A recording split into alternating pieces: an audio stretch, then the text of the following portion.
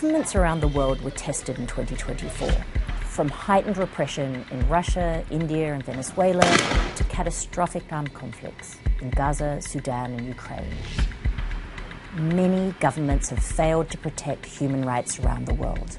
Even governments that advocate for human rights often overlooked abuses committed by their allies, allowing oppressive leaders off the hook.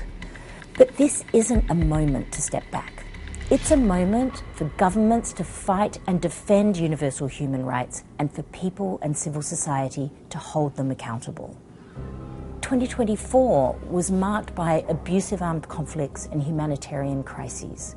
In Haiti, criminal groups coordinated large-scale attacks, killing thousands of people, recruiting children, and committing sexual violence against women and girls.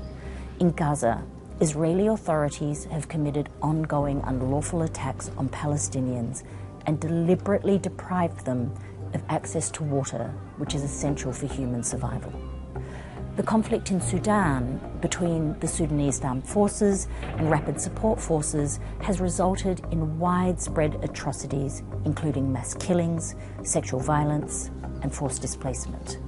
And in Ukraine, Russia's continued its large-scale attacks on the country's energy grid, hospitals and other infrastructure, killing and injuring many civilians. But against all odds, there were still those who dared to stand up for rights and resist oppression. In Bangladesh, student protests led to the resignation of long-time repressive leader Sheikh Hasina, and there is now an interim government in place that has promised reform. In South Korea, thousands took to the streets to protest President Yoon Suk-yeol's declaration of martial law, which the National Assembly overturned 6 hours later.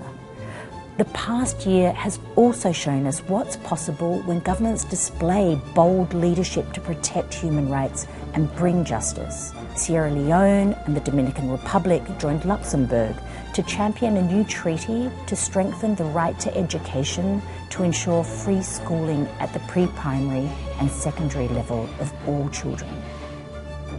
And South Africa's case before the International Court of Justice alleging that Israel violated the Genocide Convention in Gaza led to multiple orders and increasing international pressure to protect civilians in Gaza. The uncertainties we face in 2025 and beyond to protect and uphold human rights will require persistence, conviction and imagination. It will call for governments and leaders to resist efforts to roll back established human rights law and practices, and to protect the vital role of rights defenders and civil society groups working to protect those at greatest risk.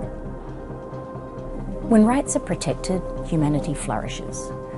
When they're denied, the cost is measured not in abstract principles, but in human lives. This is the challenge and the opportunity of our time.